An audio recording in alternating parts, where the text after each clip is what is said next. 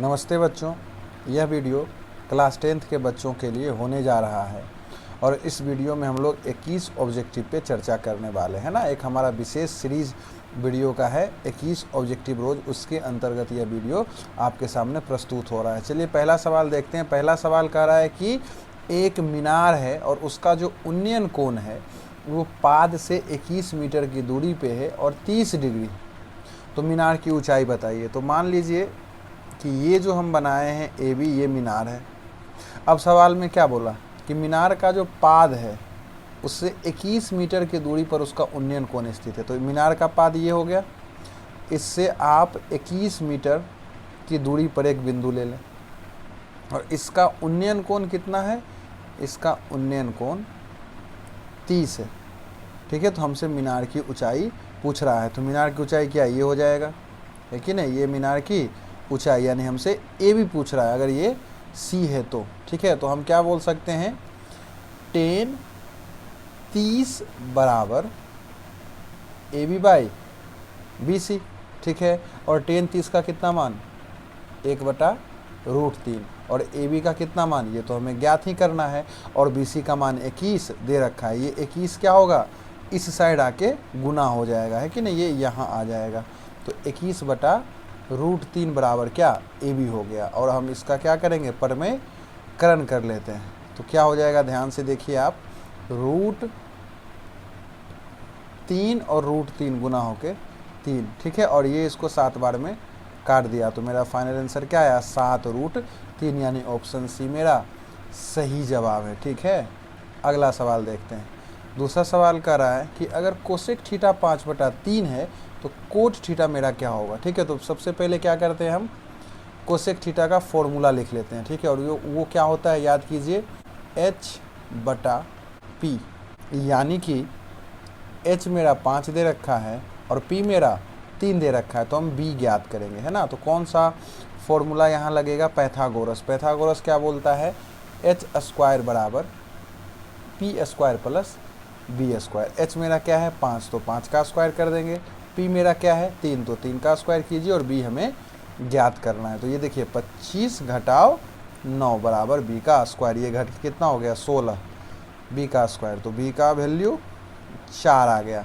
तो cot theta का क्या फॉर्मूला होता है, याद कीजिए, B/P होता है। तो B मेरा क्या 4 अभी तुरंत ज्ञात की है, और P 3 दे रखा था, ध्यान से देख लीजिए, 4/3, यानी ऑप्शन डी मेरा सही जवाब है।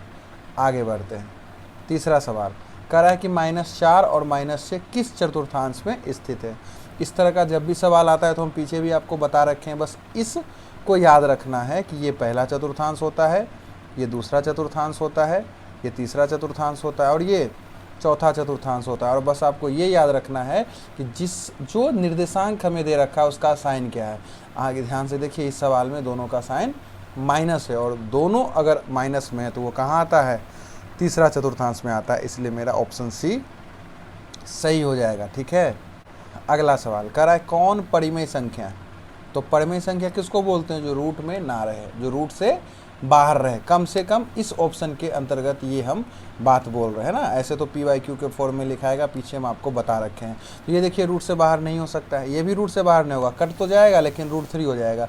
ये देखिए रूट से बाहर हो जाएगा, इसलिए ऑप्शन सी मेरा सही जवाब। क्यों, क्योंकि √11 गुने √11 11 होगा। √5 कन्फ्यूज नहीं होइएगा, बहुत बच्चा कन्फ्यूज हो जाता है। √5 2√5 होगा, रूट से बाहर नहीं हुआ और ये भी रूट से बाहर नहीं हुआ, इसलिए ऑप्शन सी मेरा सही जवाब है। चलिए अगला सवाल देखते हैं। ये तो सिंपल टेबल है कि भाई sec 45 का मान कितना होता है, तो √2 होता है। ठीक है, पूरा टेबल याद कर लीजिए आप। चलिए अगला सवाल कह रहा है कि भाई -6 और 11 में भुज क्या है। क्या बताए थे कि कोई भी निर्देशांक दिया होता है तो पहला जो है x का मान होता है, दूसरा y का होता है, और जो x का मान होता है उसी को हम लोग भुज बोलते हैं, और जो y का मान होता है उसी को हम कोटि बोलते हैं। तो इसमें पूछ रहा है मेरा भुज क्या है, तो भुज क्या होगा, x का मान, और x का मान क्या है -6, इसलिए ऑप्शन ए मेरा सही जवाब हो गया। ठीक है, आगे बढ़िए। 7वां सवाल कह रहा है कि ax² bx + c बराबर अगर 0 है तो इसके मूल वास्तविक और असमान होंगे कब। ठीक है, तो ये हम पिछले वीडियो में भी आपको बताए हैं कि जब विविक्तर क्या होगा, जीरो से बड़ा होगा। ठीक है, विविक्तर जीरो से बड़ा होगा, यानी ऑप्शन सी। याद कीजिए, विविक्तर को डी से सूचित करते हैं और ये बात हम आपको पिछला वीडियो में बता चुके हैं। चलिए अगला सवाल देखते हैं, थोड़ा सा अलग सवाल है, इसको तोड़ दीजिए a घटाओ b के होल स्क्वायर पे, तो क्या हो जाएगा, ध्यान से देखिए। Sine square theta plus cos square theta minus 2 sine theta cos theta. ध्यान से देखिए, ये इतना टूट चुका है, अब प्लस है तो यहाँ हम प्लस देंगे। अब इसको तोड़ते हैं, तो इसको तोड़िएगा तो कितना हो जाएगा, फिर से देखिए, sine square theta plus cos square theta और plus 2 sine theta cos theta. ठीक है, अब क्या कीजिए, ध्यान से देखिए आप, अब क्या होगा, ये यहाँ से यहाँ तक एक, हाँ कि ना, ये और ये कट गया, एक ही चीज़ प्लस माइनस में था, और फिर ये भी क्या हो जाएगा, एक हो जाएगा, तो एक प्लस से कितना, 2। ऑप्शन डी मेरा सही जवाब हो गया। ठीक है, आपको याद होगा a माइनस बी का फॉर्मूला होता है क्या, A square plus B square minus 2ab, इसी पे टूटा है, और एक प्लस बी के होल स्क्वायर पे टूटा है ना, ये सब 7 8 से हम लोग पढ़े हैं, तो ये फॉर्मूला पे टूटा और ये आंसर हमारा आया। ठीक है, अगला सवाल देखिए, 9 बहुलक, पीछे बता रखे हैं बहुलक क्या होता है, जो आंकड़ा दिया है उसमें एक अंक को देखिए, वो कौन सा अंक है जो सबसे ज़्यादा बार आपको दिख रहा है। इसमें क्या दिख रहा है, 5,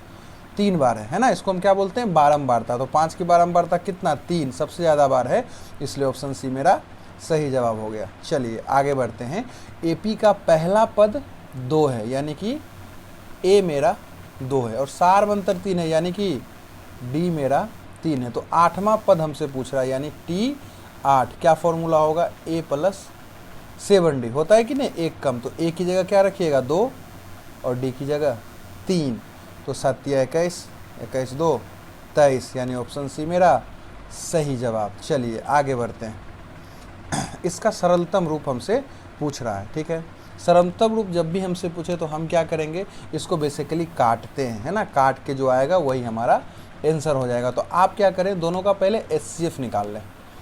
ठीक, जो HCF आए उसी से आप दोनों में भाग कर दें।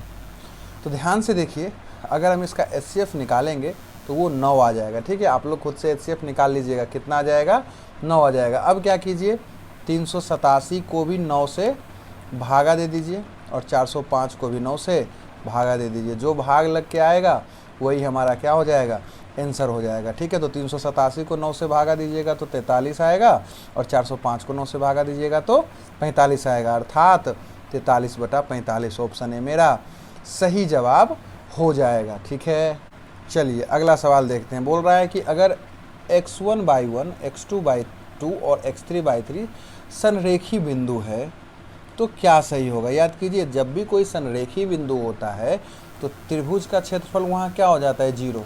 संरेखी बिंदु किसको बोलते हैं कि भाई एक ही बिंदु पे, एक ही रेखा पे तीनों बिंदु स्थित हो। तो जब तीनों बिंदु एक ही रेखा पे स्थित होगा तो त्रिभुज वहाँ बन ही नहीं रहा होगा, और त्रिभुज नहीं बन रहा होगा तो त्रिभुज का क्षेत्रफल क्या होता है, 0। और त्रिभुज का फॉर्मूला क्या होता है क्षेत्रफल का, क्या लिख सकते हैं त्रिभुज का फॉर्मूला, हाफ x1 × 2/3 x2/3 घटाव y1 x3/1 घटाव y2 और बराबर 0। क्यों, क्योंकि त्रिभुज का क्षेत्रफल 0 होगा अगर संरेखी है, तो ये तो सवाल में दे रखा है।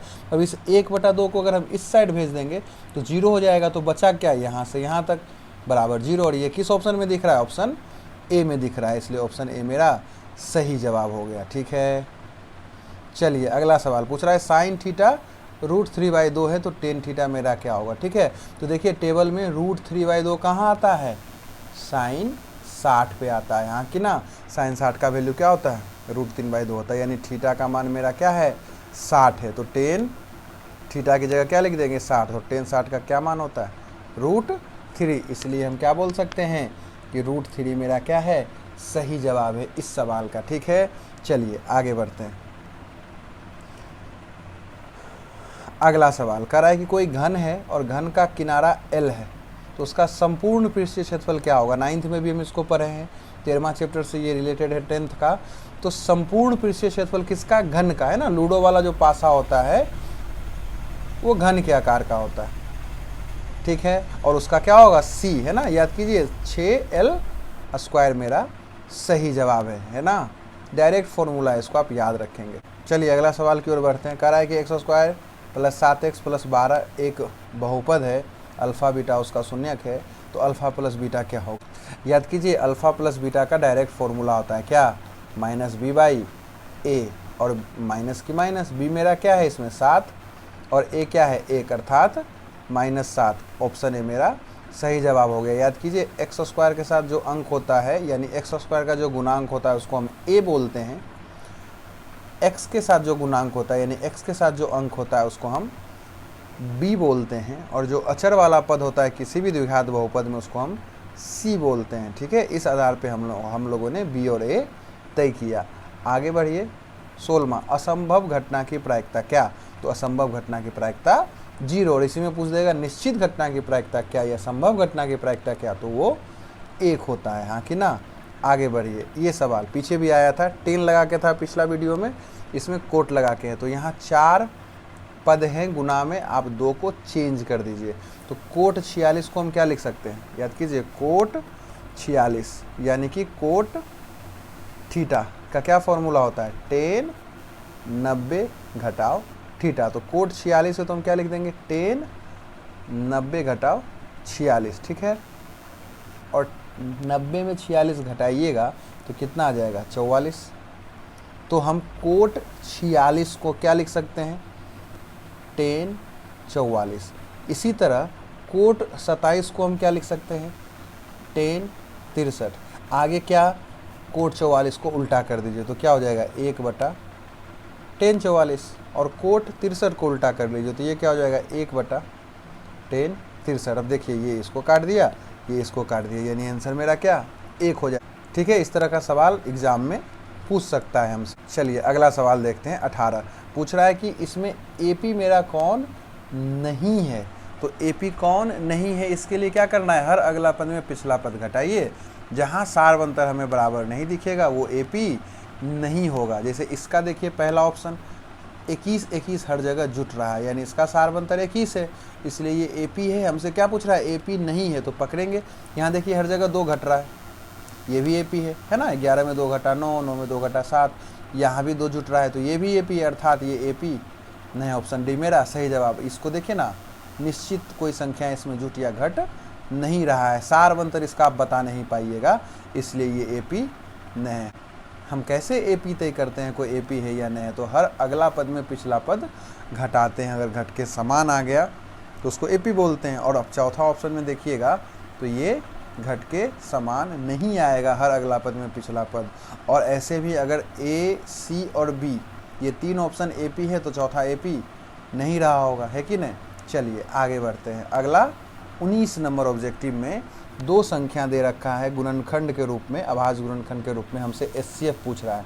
तो HCF का क्या रूल है कि भाई जो दोनों में मिला उसको लिख दीजिए। तो एक संख्या क्या है मेरा 3 पे पावर 3, तो उसको क्या तोड़ के लिख सकते हैं, देखिए ना 3 पे पावर 3 है तो इसको 3 गुने 3 गुने 3 लिख दिए, और 2 गुने 5। दूसरा में क्या है 3 पे पावर 2, तो उसको 2 बार तोड़िए, 2 पे पावर 2 उसको 2 बार तोड़िए। अब क्या है दोनों में मिलाइए, ये मिला तो इसके बदले 1 3, फिर ये मिला इसके बदले 1 3, ठीक है। फिर 1 2 मिल रहा है इसके बदले 1 2, और 5 मिल रहा है तो इसके बदले 1 5।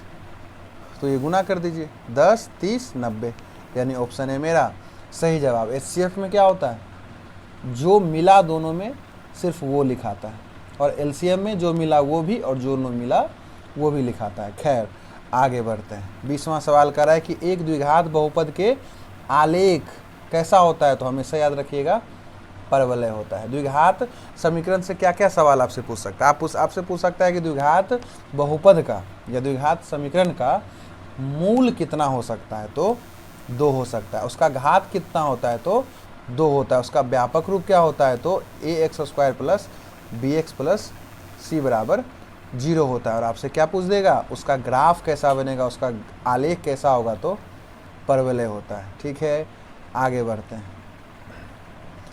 21वां सवाल कराया, अगर साइन ए कोस ए बराबर है तो tan ए क्या। अब याद कीजिए साइन ए और कोस ए कब बराबर होता है, 45 डिग्री पे। यानी आपसे 10 45 का मान पूछ रहा है, और 10 45 का मान क्या होता है? 1 है कि नहीं? चलिए, धन्यवाद।